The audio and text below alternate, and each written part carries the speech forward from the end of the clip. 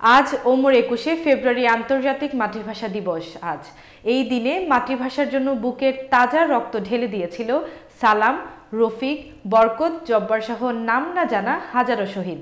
শহীদ মিনারে ফুল দিতে না পেরে শহীদদের শ্রদ্ধা নিবেদন জানাতে সাভারের জাতীয় স্মৃতিসৌধে হাজার হাজার মানুষ। অনেকে তাদের সন্তানদেরকেও নিয়ে এসেছে বীর সন্তানদের শ্রদ্ধা নিবেদন করতে। সাভার থেকে নাহিদ হাসান হৃদয়ের প্রতিবেদনে দেখুন বিস্তারিত। আমার ভাইয়ের রক্তে রাঙানো ২১শে ফেব্রুয়ারি, আমি কি ভুলিতে পারি আজ অমর ২১শে ফেব্রুয়ারি আন্তর্জাতিক মাতৃভাষা দিবস।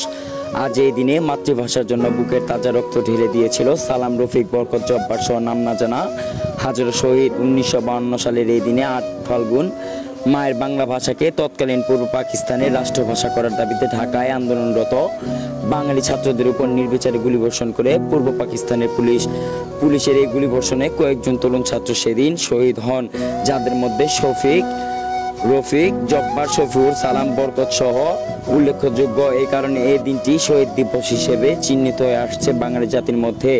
অমর ২১শে ফেব্রুয়ারি শহীদ মিনারে ফুল দিতে না পেরে শ্রদ্ধা নিবেদন জানাতে সাভারের জাতীয় স্মৃতিসৌধে এসেছেন হাজার হাজার মানুষ।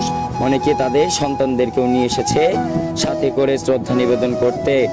এদেশের মানুষ নিজের থেকে বেশি ভালোবাসেন নিজের দেশকে। ক্ষুদ্র দ্বীপ ও নগর রাষ্ট্রের পরে বিশ্বের সবচেয়ে ঘনবসতিপূর্ণ দেশ বাংলাদেশ।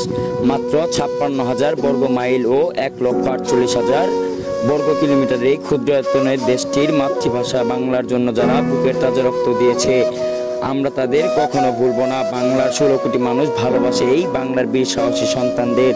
তাই তো আজ ভালোবাসার টানে নাম না জানা হাজার শহীদদের শ্রদ্ধা নিবেদন করতে বিভিন্ন জায়গা থেকে ছুটে এসেছেন সাভারের জাতীয় স্মৃতিসৌধ কেন্দ্রীয় শহীদ মিনারে।